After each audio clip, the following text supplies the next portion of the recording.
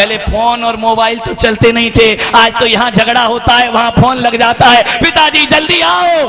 पहले तो जब तक चिट्ठी जाती थी तब तक झगड़ा शांत हो जाता था, जब तक जवाब आए फाड़ फूड़ के चिट्ठी फेंक दो, क्योंकि महाभारत तो खत्म।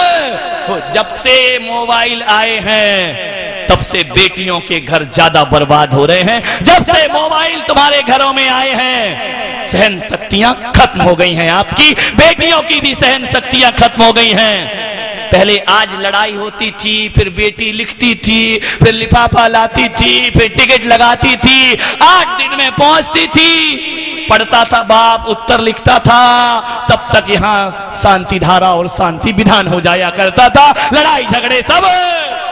बोले मेरे बाप कहते थे बेटा ससुराल अच्छी हो या बुरी तुझे ही सब कुछ सहना है, इसलिए ससुराल के दुख कभी मेरे घर में मत बताना। जो लड़कियां ससुराल के दुख पीहर में बताती हैं उन लड़कियों का घर उजड़ने में फिर ज्यादा देर नहीं लगा करता है। बेटियों से कहूंगा जब भी ससुराल जाओ, भले तुम पैसे वाले की बेटी हो, कभी ससुराल में बैठकर पीहर की बड़ाई मत करना, अपने माँ बाप की हेकड़ी मत दिखाना और ये मत कहना कि मेरे बाप के यहाँ 20 नौकर लगे हैं। अरे वो नौकर तेरे लिए नहीं तेरी भाभी के लिए लगे हुए हैं, क्योंकि परिवार तो भाभियों से चलेगा। ये माँ बाप की दौलत पे ज्यादा हेकड़ी मत दिखाइए, ये चंद दिनों की है, ध्यान रखना। जो बेटी ससुराल में रहकर माँ बाप के गुण गाती है उसे सास ससुर का प्यार कभी नहीं मिला करता है, ध्यान रखिए। जिंदगी वहीं गुजारना है, याद रखिए अपने जीवन में जो भी सुख है दुख है तुम उस वंश और परंपरा में पैदा हुई हो।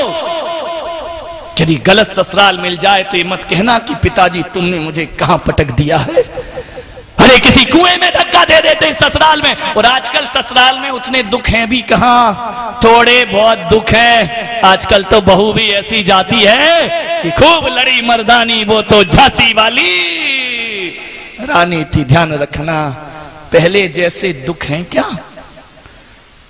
सोचिए, थोड़ा सा मन को बदलिए। ससुराल में रहकर पिता से कहना कि तुमने कहां पटक दिया।